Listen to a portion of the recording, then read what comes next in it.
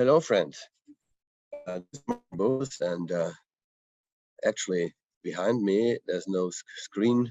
It's reality. It's the Nile. I'm sitting in Egypt. I gave a workshop here today, and now I'm traveling further.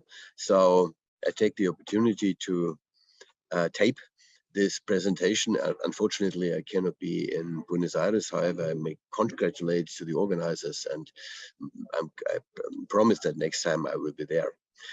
This time I will give you a presentation on the development and data and basics and principles of DBT PTSD, a new sort of DBT, which is specifically designed to target the sequelae of early sexual abuse in clients with or without borderline personality disorder. I will immediately start with the screen. So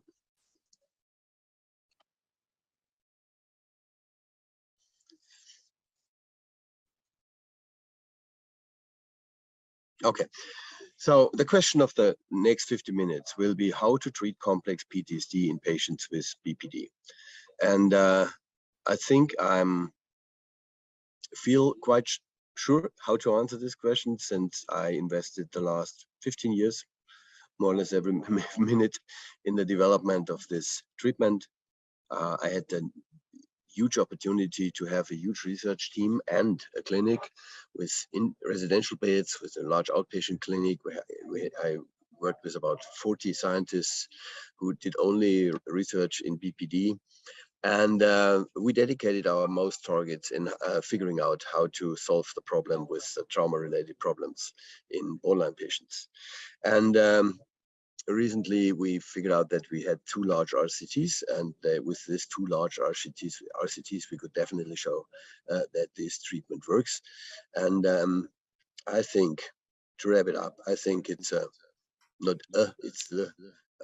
No creo que sea una, sino el mejor tratamiento basado en la evidencia para consultantes que sufren de las secuelas a largo plazo del abuso sexual o físico durante la infancia.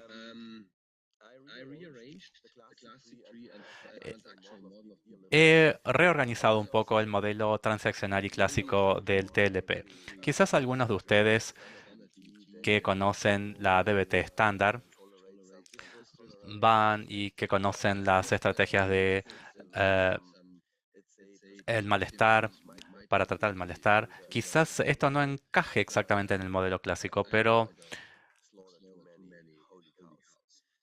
espero no generar demasiados problemas. Desde mi perspectiva, lo que puedo decir es que si miramos a los pacientes con TLP, hay un porcentaje del 50% que reporta una experiencia traumática, y esto no lo podemos ignorar. Es decir, estamos hablando de la mitad de nuestros consultantes.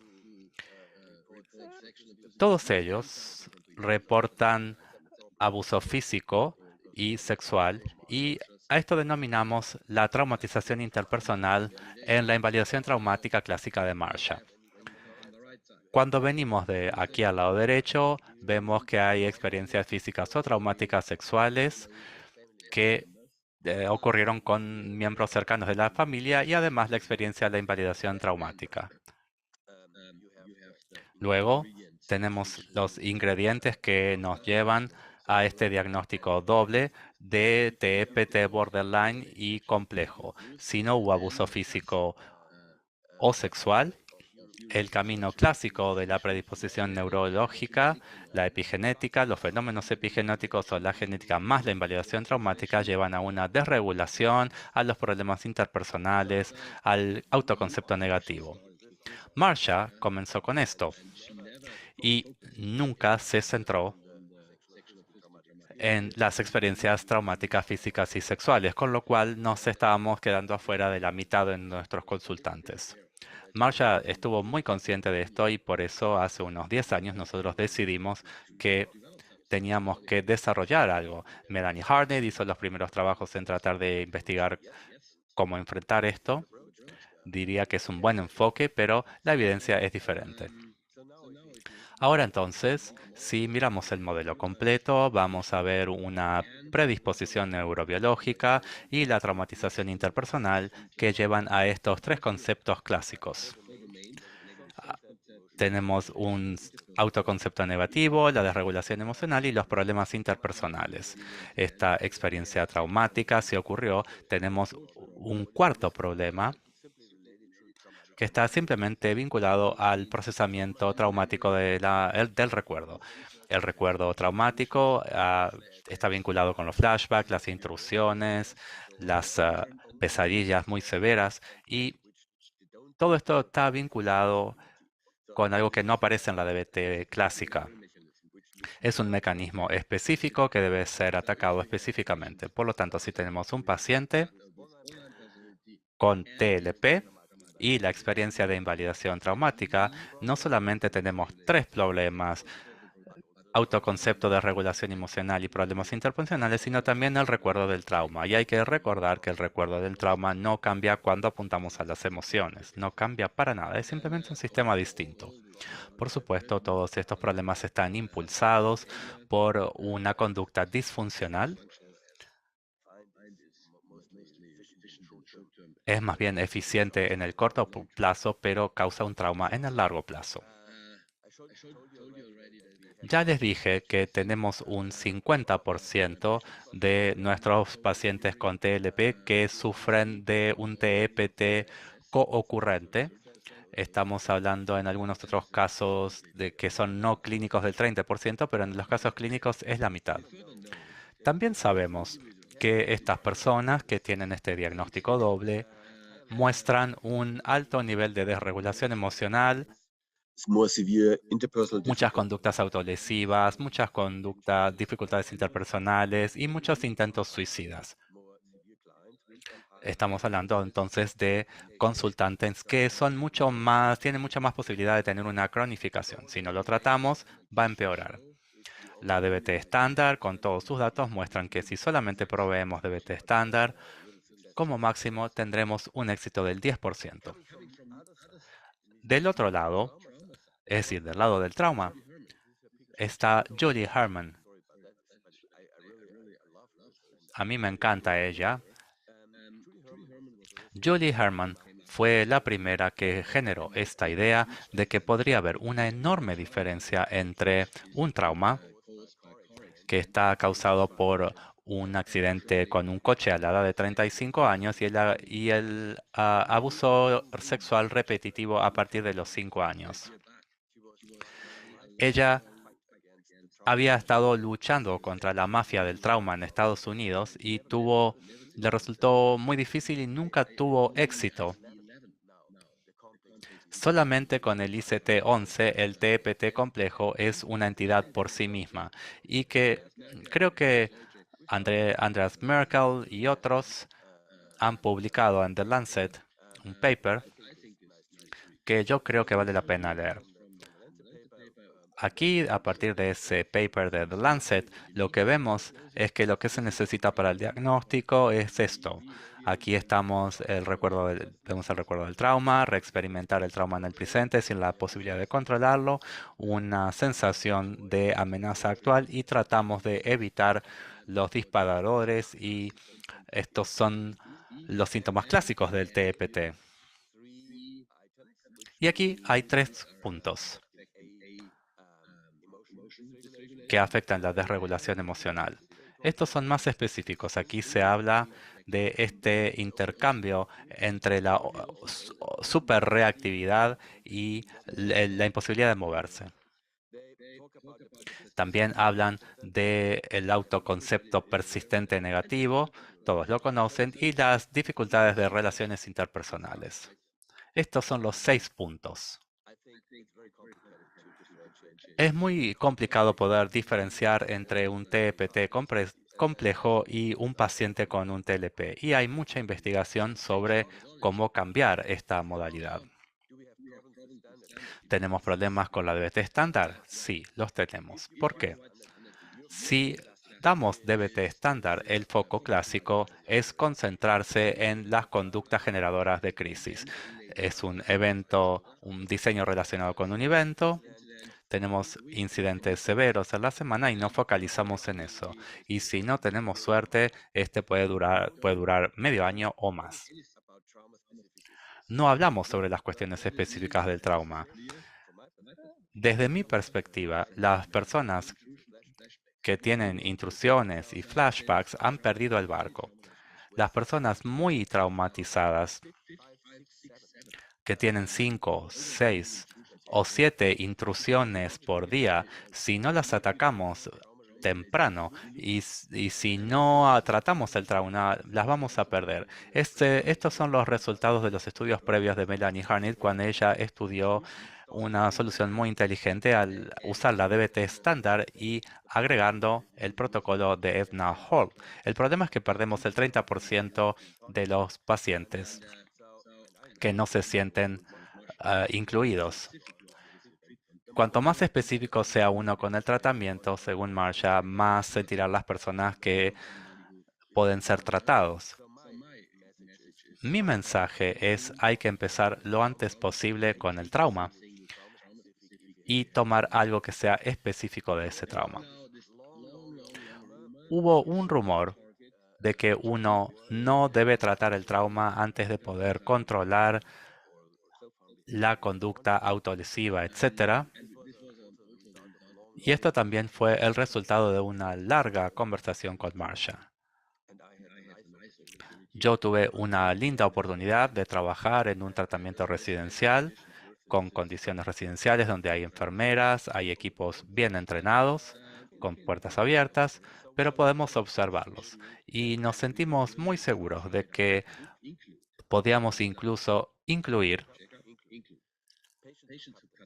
pacientes que se cortan, pacientes suicidas crónicos, pacientes muy disociados, pacientes con riesgos continuos, los incluimos. Empezamos con la educación del trauma y les dimos una introducción breve, muy focalizada, solamente en las habilidades de tolerancia al malestar y empezamos esa exposición en condiciones residenciales. Empezamos después de 3 semanas de tratamiento. Todo el mundo empezó con este tratamiento de exposición. No hubo ninguna excepción. El punto es que no vimos en ningún momento a nadie que aumente la autolesión ni la ideación suicida, pero sí hay emociones como la culpa, el asco, que duran una o 2 semanas. Pero si uno prepara al consultante, por ejemplo, si va al odontólogo y tiene que hacerse una extracción de un diente, va a sangrar un poco y va a haber un poco de dolor después de la cirugía. Así es. Tenemos una operación psicológica muy especializada y esto durante 1 o 2 semanas ocasiona un un aumento de las emociones aversivas, pero si lo podemos tolerar, no habrá problemas. Lo hemos publicado muchas veces, esto ha sido replicado por distintos grupos. No tenemos que tener temor de que tratar el trauma incluso en las personas que no pueden controlar estas conductas, esto no va a aumentar la crisis. Teníamos consultantes que se cortaban, que estaban muy disociados y que no podían atravesar la etapa 1 de DBT. Decían, me corto para reducir mis flashbacks y mis instrucciones, o me intoxico, bebo para reducir el recuerdo del trauma. Y entonces decíamos, bueno, primero tenemos que enseñarte a mejorar tus habilidades, después podemos tratar el trauma. Esta era la situación. Luego aprendimos también por qué es tan complicado tratar estos pacientes. En estos 15 minutos que hablé con ustedes estuvimos hablando de lo específico y todo tiene bastante sentido. Después empezamos a entender por qué es complicado trabajar con estos consultantes y ver cómo funciona el patrón. Y generamos un modelo. Este modelo es bastante fácil de entender, es exactamente el modelo que ven en el manual. Lo que hago ahora es lo que ustedes pueden hacer con los consultantes. Lo pueden hacer en grupos. Entonces, lo primero es la experiencia traumática repetitiva. Algo como el abuso sexual. Muchas veces entonces tenemos esta experiencia traumática repetitiva. Es una red que tiene distintos componentes que se interrelacionan. Son impresiones sensoriales, es decir, imágenes del trauma, olores.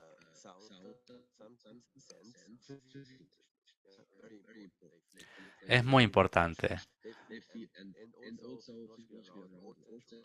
Y también puede haber una excitación sexual. Esto en general está vinculado con una emoción. Esta emoción son emociones primarias vinculadas con el trauma. Fundamentalmente el asco, a veces un poco de miedo, pero hay también humillación, falta de poder.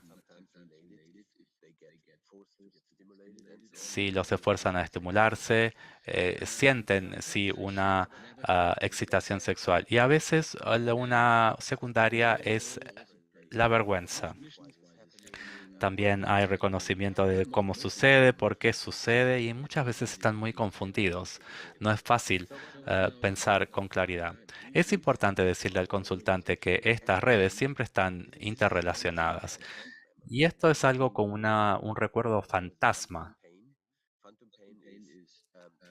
Phantom pain ocurre cuando es como un dolor fantasma y ocurre, por ejemplo, cuando se amputa un brazo. Aquí tenemos un recuerdo fantasma, es decir, cuando uno activa esa red, siente como si tuviese 5 años. Ve el mundo desde la perspectiva de un niño de 5 años. Ve a los adultos, ve al perpetrador. Uno puede ubicar el lugar del trauma.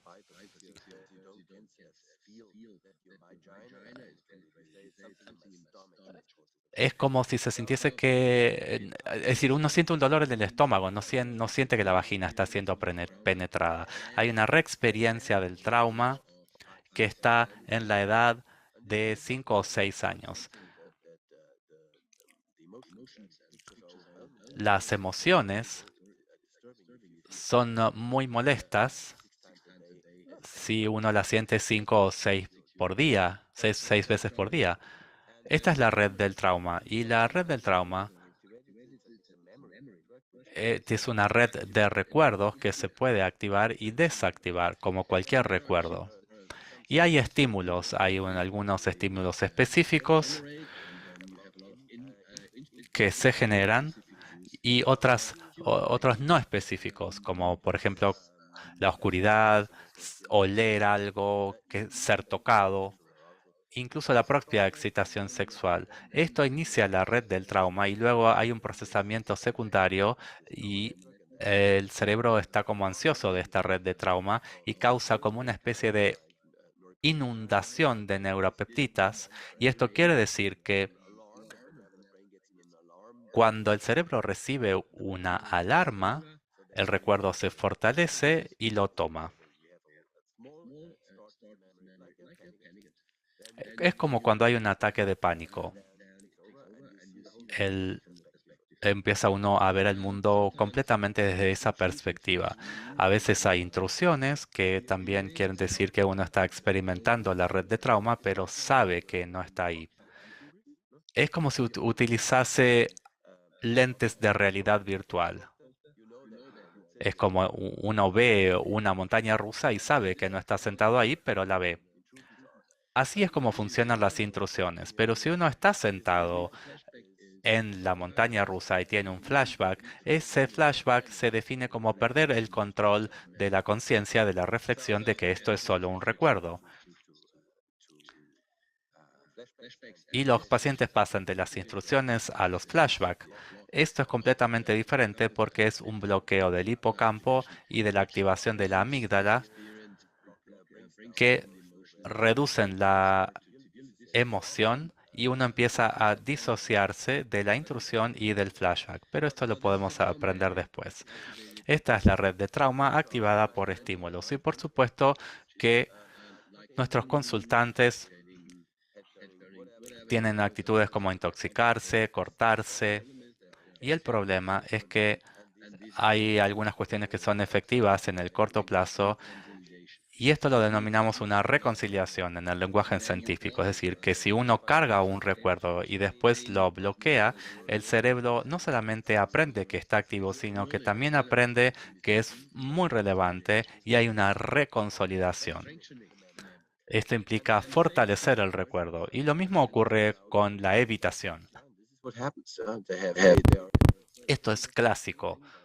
Ellos tienen miedo, tratan de evitarlo, aprenden a escapar de la conducta. Y ahora aparece una oración muy difícil. Cierren los oídos si no les gustan las críticas. A veces nuestras habilidades, que proveemos, que brindamos para poder reducir las emociones aversivas son conductas de escape perfectas. Y tenemos que tener mucho cuidado cuando aplicamos las habilidades. ¿Cuál habilidad aplicamos? Algunas son muy efectivas, pero si uno no trata el trauma y solamente enseña habilidades, va a tener un problema con el TPT. Es iatrogénico, no debemos hacerlo. Volvamos entonces ahora al modelo. Si solamente tuviésemos este modelo, podríamos utilizar la DBT estándar, pero tenemos más problemas. Lo primero que aprendemos es que esto es a corto plazo, es el recuerdo del trauma. Y después hay muchos otros problemas que denominamos autoconceptos vinculados con el trauma. Es decir, tenemos problemas vinculados con el recuerdo y tenemos autoconceptos vinculados con el trauma. Estos autoconceptos en general son estables, son transitivos y hay un procesamiento del recuerdo. Aquí en azul vemos unas capas. La primera capa es la experiencia del asco. El asco es una de las experiencias más sólidas durante el trauma, pero hay que tener cuidado porque casi nunca se ve un abuso sexual crónico cuando hay una penetración forzada, por ejemplo. Eso sí lleva a una experiencia severa de asco. Y hay un perpetrador que tiene olor a alcohol, que te maltrata. Y el problema ahora es que tú como persona, como víctima, te sientes contaminada. Y el problema con los niños es que no diferencian entre el cuerpo y el self. Entonces ellos sienten que ellos son asquerosos y sienten que hay asco. Empiezan a sentir que cada célula en su cuerpo está contaminada y que la gente lo puede ver, que hay un olor. Todo esto tiene que ver con el asco. Voy a mencionar esto muy rápido. Si ustedes se sienten asquerosos, el problema es que tratan de que otros estén distantes. En general hay un reflejo clásico. Si uno ve algo despreciable, lo que quiere es proteger a otros y que otros se protejan de ti. La emoción secundaria del asco es la vergüenza. Siento asco, por lo tanto siento vergüenza. Siento vergüenza y otros me van a rechazar, van a ver lo malo que soy, mi cuerpo va a tener olor, etc. Esta es la primera capa impulsada por el asco. Si no la tratamos, no va a desaparecer. Luego aparece la invalidación traumática en la segunda capa, que es de enorme importancia en la comprensión del TEPT complejo o del TLP complejo. Aquí tenemos una invalidación traumática muy específica y estas son dos cosas distintas. Una es un grupo de consultantes que no lo informa, continuamente, crónicamente experimentan el abuso severo y no pueden decirlo. Y esto quiere decir que el perpetrador les dice, te voy a cortar la lengua, voy a matar a tu madre, no te van a creer, te van a echar de la casa, etcétera. Y entonces ellos se sienten completamente solos. Esto es una invalidación traumática, yo diría sí, es uno de los ingredientes fundamentales de la emoción aversiva que se debe compartir. Si uno como niño no puede compartir estas emociones tan difíciles, se siente dejado solo y no comprendido. El otro grupo es el que es rechazado. La madre dice, por ejemplo, ¿de qué estás hablando? Mi padre, tu abuelo, te va a poner el pene en la boca, estás loco, esto es una fantasía, si lo escucho por segunda vez te voy a pegar. Este es el 70% de la experiencia de las personas que lo reportan. Supongamos que hay una abuela, ella dice, sí, te vamos a ayudar en la mayoría de los casos. Si ustedes tienen esta experiencia,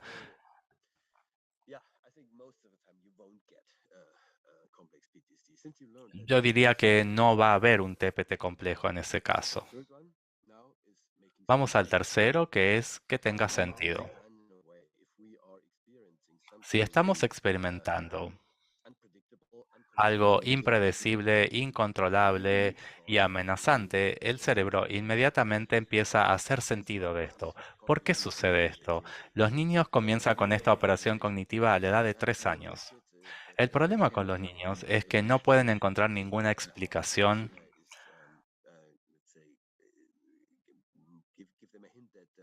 que les dé una pista de que la causa son los padres.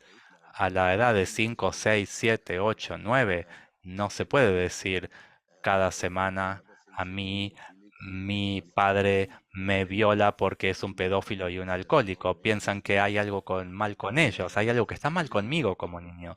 Entonces, la culpa tiene una función doble. La primera función es la falta de poder. Uno se siente reducido en su control. Y lo segundo es que hay una relación de protección con el padre, con la familia. Hay un problema continuo que causa incluso problemas a la edad de 50 años. En el autoconcepto del trauma tenemos el problema del asco,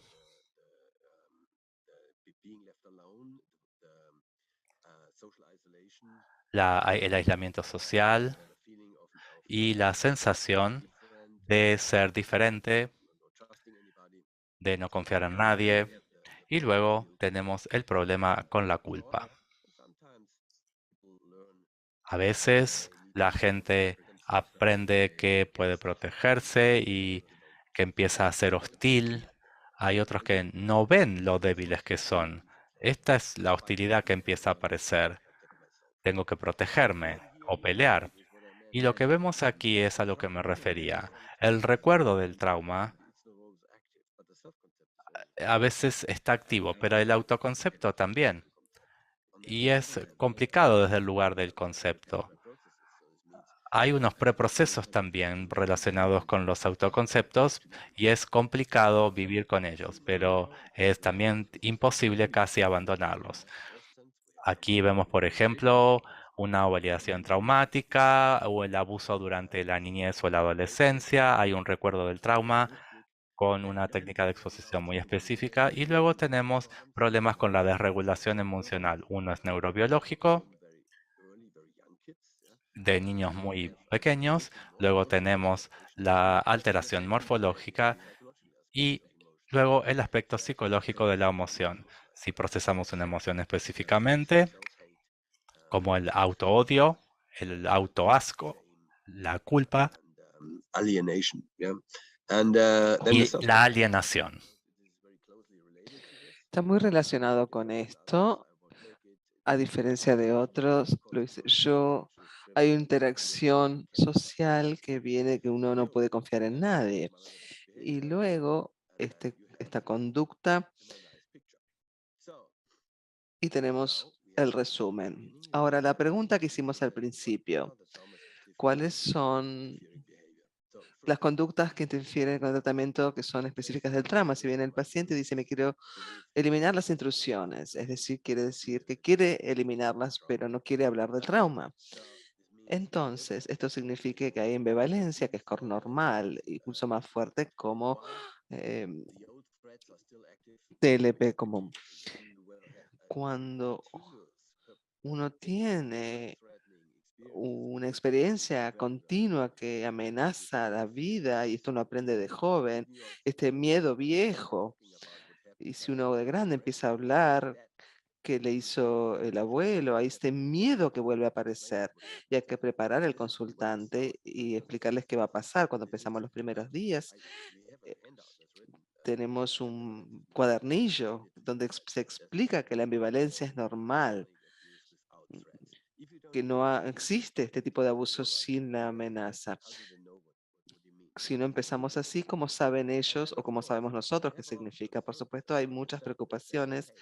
Dicen, tengo tanto asco. Veré a mi terapeuta que tan mal está, que tan mal estoy. La vergüenza más fuerte todavía que en los de TLP. La culpa dice que no necesito, no merezco un tratamiento.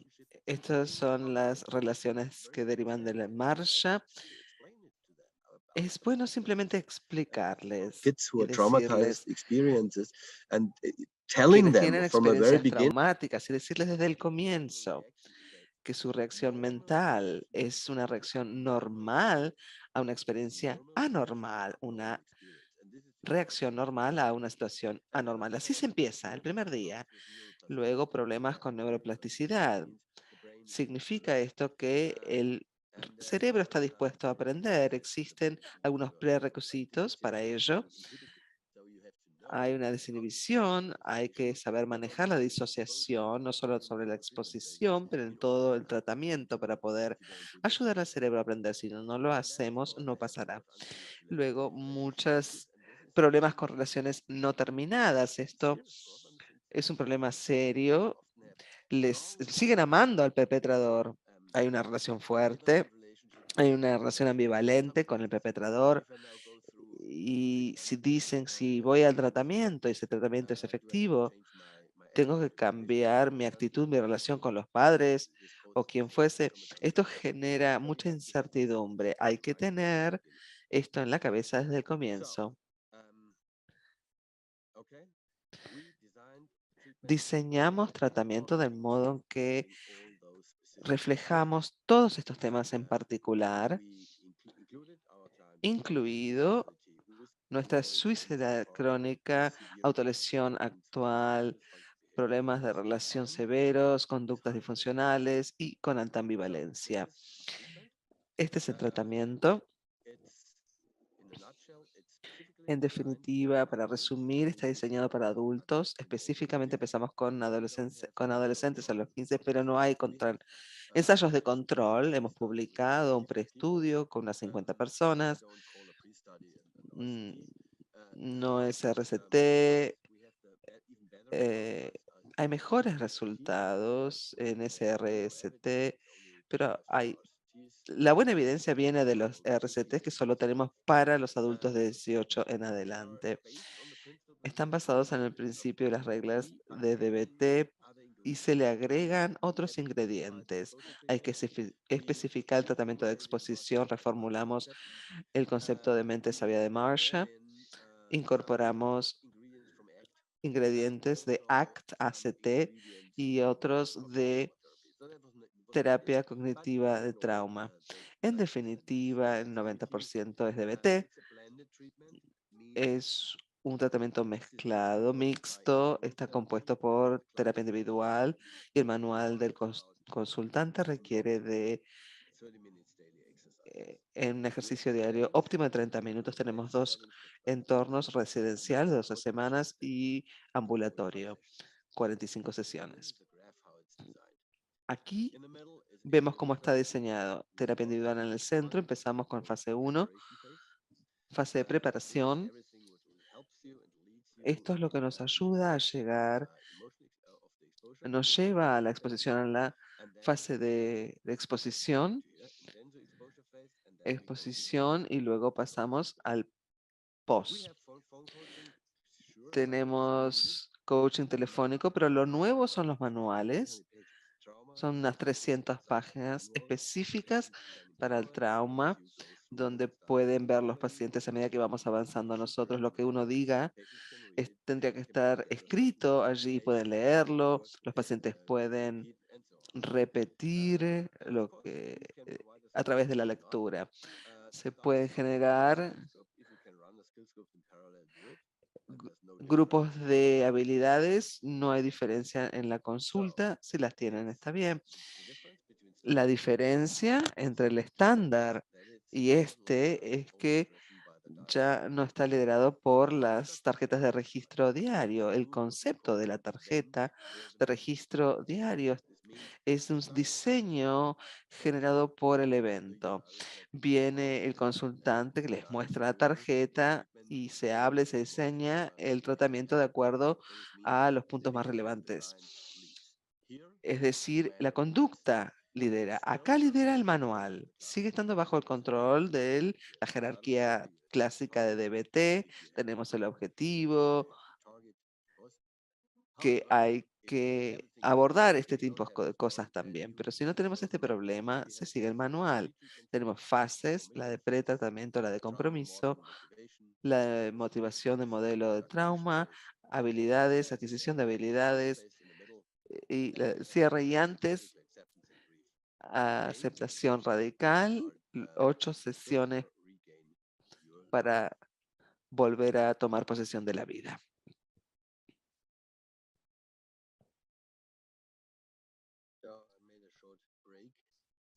Breve receso.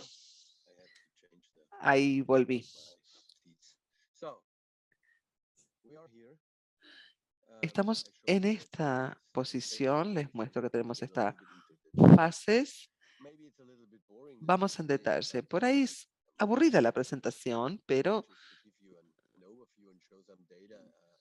es importante compartir los datos. Si quieren aprender, es más divertido con los videos que podemos ofrecer. Tenemos una fase de compromiso. A ver, pretratamiento primero. Allí les explicamos a los consultantes el trastorno, el tratamiento, se les enseña todo el manual. En la parte de ambivalencia se les ayuda al menos tener la posibilidad, que le den la posibilidad de este tratamiento. Tenemos un acuerdo de no suicidio. Durante el primer fase de compromiso se aclaran las formalidades, se genera una línea de vida, una presentación a las habilidades y allí mismo empezamos con mindfulness, conciencia plena. Mindfulness tiene un rol específico porque rediseñamos el término de mente sabia, que ahora está en el centro de nuestro tratamiento. Como vimos que nuestros consultantes se sienten tan despreciables, hay que darles algo nuevo. Cuestionar autoconcepto o presunciones automáticas, por un lado. Si uno no les da esto, no funciona. ¿Qué hicimos? Pusimos la mente sabia en el centro. Tiene mucho que ver con la imagen. Definimos esto nuevamente, generamos una práctica diaria y funciona muy bien. El consultante al principio presentaba todos estos trastornos y como Marsha plantea, funciona. Los ejercicios diarios, 8 minutos por día, Wise Mind, es decir, mente sabia, es como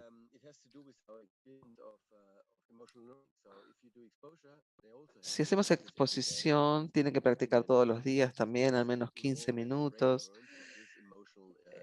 El cerebro funciona de este modo, con estas cosas relevantes. Lo mismo pasa cuando uno establece y hace esta imagen que necesita repetición. Hay que rediseñar la mente sabia entonces y ponerlo en el centro.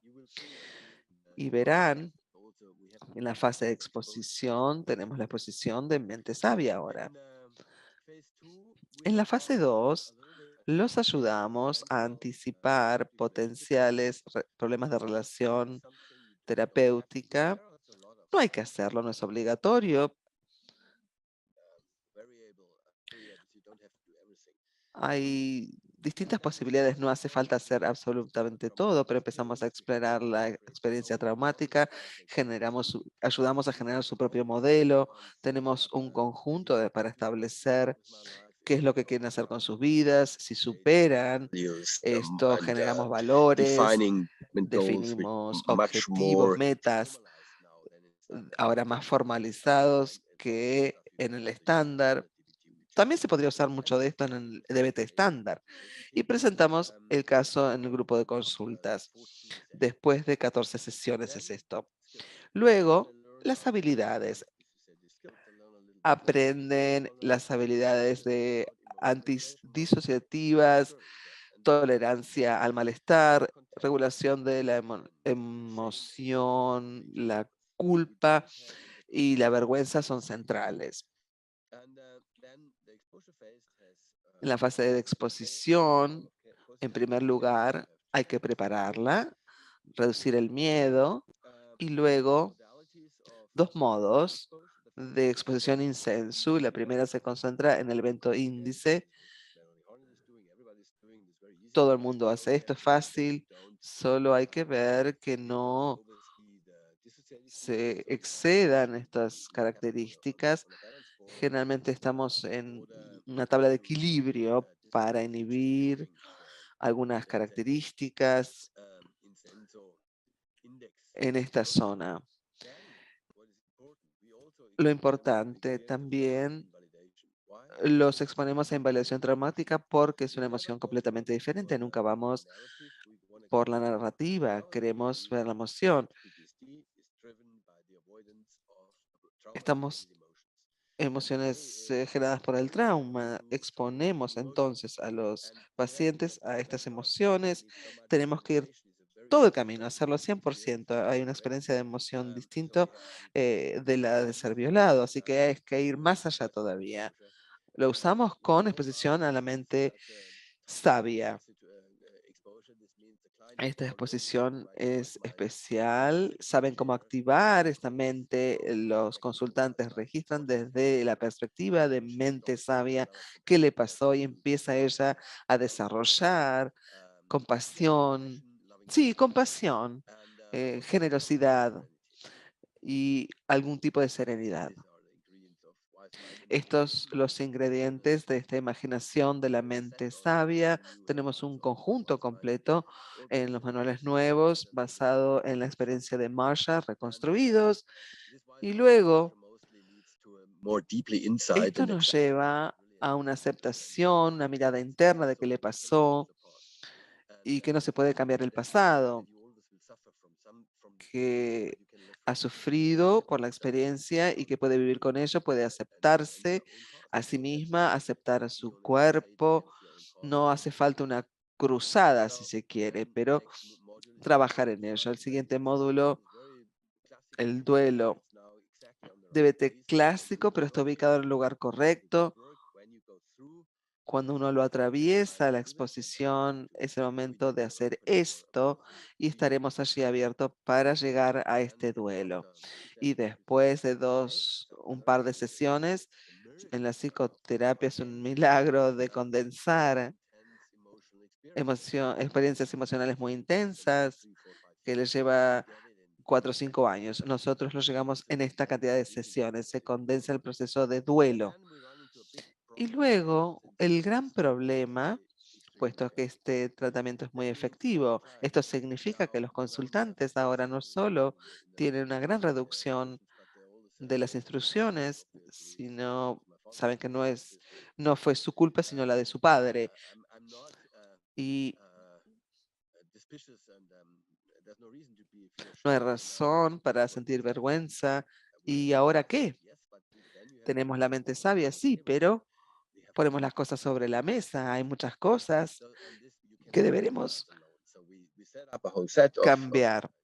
Se establece el concepto de los nuevos ingredientes, se evalúan los modelos, se planifica una nueva vida, se reduce el riesgo de revictimización, mejoran las redes sociales y también la percepción de la sexualidad corporal, la percepción corporal y la sexualidad.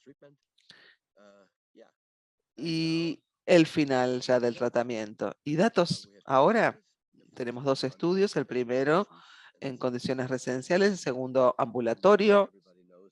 Todos saben que una de las centrales causas es no se hace un tratamiento antes de tener un RST.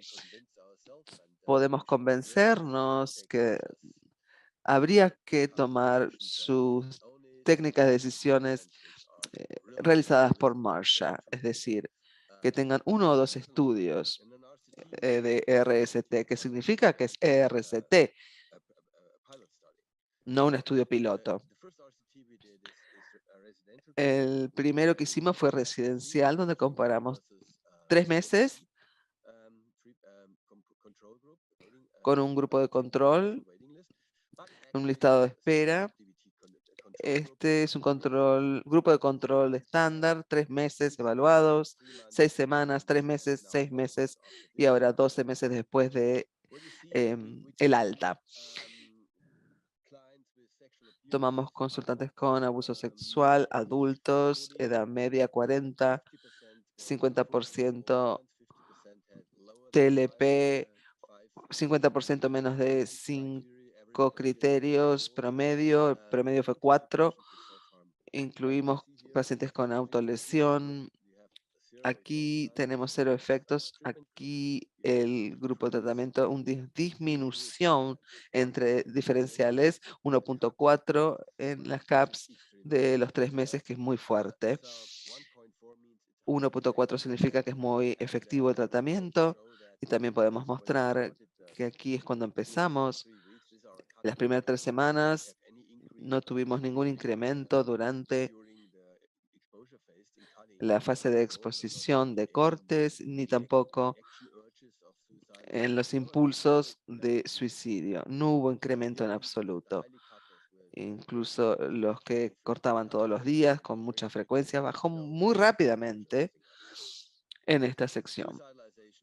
Ideación suicidia es un proceso mental crónico, lleva más tiempo reducirlo. La buena noticia es que también podemos hablar de emociones en 3 meses, publicados en el Jornal de Estrés Traumático. Acá vemos las distintas opciones. Este no baja si solo se hace la exposición. Este es el consultante antes. La pregunta es si uno piensa en el trauma, piensas en ti. A la izquierda, culpa, un grupo de control, y aquí a la derecha, el grupo tratado, casi 0. La tristeza es mayor porque les dábamos altas después de 3 meses y están en medio del proceso de duelo que lleva un poquito más de tiempo. Y el enojo, la ira, no lo diferenciamos en el interno y el externo, pero lo que se ve trataban de causar emociones, emociones estables, esas bajaron mucho. Luego dijimos, bien, ¿es seguro? Por supuesto. No tuvimos ningún caso donde hayan empeorado. Dijimos, estamos listos, no para diseñar todo el tratamiento, pero hicimos 45 sesiones, es decir, un año, un equipo de consulta por teléfono, pero sin grupo de habilidades. ¿Por qué? Porque es muy difícil hacerlo en paralelo. Las terapias individuales es fácil ver cuáles se han diagnosticado de las habilidades, se necesita algún tipo de habilidades, digamos, desasociadas, las de alta tolerancia al molestar antes de la exposición y después no se puede depender fácilmente a darlo vuelta. Es muy complicado. ¿Por qué no evaluarlo? Dijimos, y incorporar las habilidades en la terapia individual para que estas sean un lugar, procesar la individual y luego enseñar además allí mismo las habilidades. Sabemos que los grupos de habilidades tienen su propio grupo, pero podía funcionar. Lo comparamos con la cognitiva, es el TPT, es el número uno, el primer lugar en Estados Unidos. En Edna también, ¿por qué tomamos esto? Dijimos, ok, si queremos tener, era más fácil cooperar, con Penny estuvo de acuerdo en ocupar esa posición de encargarse de todo este material, muy interesada en el proyecto. El otro punto es que comparamos dos, es decir, comparamos con el cognitivo. Tuvo que alargar el tratamiento, le dimos la posibilidad si tuvieran un respondedor temprano, podría salirse, si fuera muy corto, la mitad siempre sería uno. El problema radica en que los consultantes que en general están en Estados Unidos no son los mismos que en Europa. Nuestro sistema de salud es mucho mejor. Esto significa We can que treat patients who are podemos tratar pacientes en comparación con los de Estados Unidos en el CAPS, los estándares, el promedio es 65 cuando empieza, nosotros estamos en 95, tratamos pacientes en los estudios que no se ven en Estados Unidos. No sé exactamente por qué pasa, pero es un milagro, si se quiere, si se lo compara. Y hicimos entonces esto durante un año, luego una fase de seguimiento durante otro año, 36, 100% women. 46, promedio mujeres, CAPS, la mitad de los pacientes en TLP, 3 criterios de TLP al menos, incluyendo desregulación emocional. En esas ocasiones no había un diagnóstico para TPT complejo. Aquí más datos, incluyendo la duración, 95% eran miembros de la familia de los perpetradores. Los datos, por supuesto, intención de tratar, y ahora lo reportamos, 0 suicidios, un intento de suicidios entre 200 pacientes, grupo del cognitivo, y fue duro, e incluimos a todos, no había exclusiones, la única fue que dijimos no empezamos con la exposición, con consultantes que tienen intentos suicidas de alto riesgo para sus vidas. Entonces, no es conductas suicidas, sino que amenazan su vida. Eso lo excluimos. Estas son las salidas. Es interesante. Se perdió el 40% en este. En el TLP más o menos un 50%. Sabemos cómo manejar nuestros consultantes, diría yo. El manual es un poco más flexible.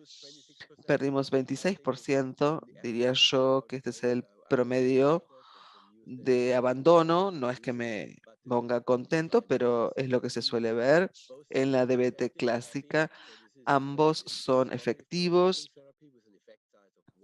Hay un efecto de 1, promedio estándar, el efector para este tipo de terapia, pero el de BTP es 0.5, significa que tenemos una diferencia entre los grupos, una diferencia de 0,57, fuerte e importante, relevante diferencia. Se ve esto en el tratamiento, también con el protocolo, se efectiviza allí y la conclusión es mayor si hablamos de DBT y comprende ambos. Estamos en estos resultados. Los mismos se dan en las autoíndices, no solo en el proceso de memoria, sino también en este asunto, este aspecto complejo de DBT. Vemos a continuación los cuadros con los distintos resultados para cada uno de los puntos. Este es mi favorito. Estos son TLP. Acá lo que vemos es que tenemos una buena y fuerte reducción de la sintomatología de trastorno límite clásica. Si uno apunta a todas estas cosas en particular, solo el trauma, si vemos los índices de remisión completa en la intención de tratar 53 y en el otro 80. Es un muy buen mensaje que le podemos dar a los consultantes. Si ustedes completan el tratamiento, tienen 80% de posibilidades de que te hayan liberado por completo de problemas de estrés postraumático. Acá se ve que no se ve más de la información formulada en otro gráfico. Publicamos en el Journal of Consulting y un análisis post ad hoc con estos criterios para 100 clientes y vemos una vez más en negro mayor el BSL en los borderline. Hay una reducción, hay 1.4. Si están familiarizados con la investigación, sabrán que los resultados clásicos en DBT estándar tenemos 0,6, 0,7 como máximo. Nunca And se ha effect visto size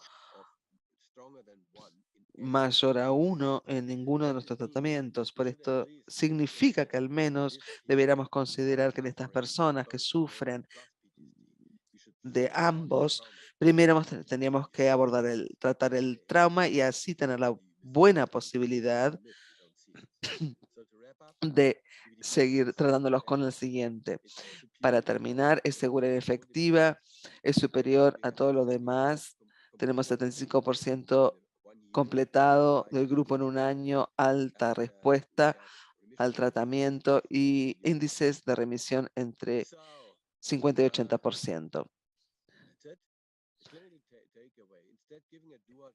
¿Qué nos llevamos de acá? En lugar de dar un diagnóstico dual, yo pensaría en dar un diagnóstico de TPT complejo, tratarlo primero y se puede aprender en 4 días de capacitación. ¿Por qué? Porque está basado en un manual diseñado, liderado por el manual y el manual, por supuesto, es fácil de seguir. Requisitos: tener experiencia con TPT en DBT. Si tienen experiencia en DBT, 4 días, si es nuevo, 6 días. Y esta es la última. Creo que hemos resuelto el problema. Estoy feliz de decirles que el grupo argentino Pablo y sus amigos están haciendo talleres y yo voy a hacer uno el año que viene y será un placer compartir en este o en el otro, incluida la traducción al español del manual. Gracias a Pablo también por eso. Lamentablemente ahora me he quedado sin más virtual tiempo. shepherd dance here on the Nile. No sé, And, voy a bailar acá en el say Nilo thank you. y solo me resta decirles gracias.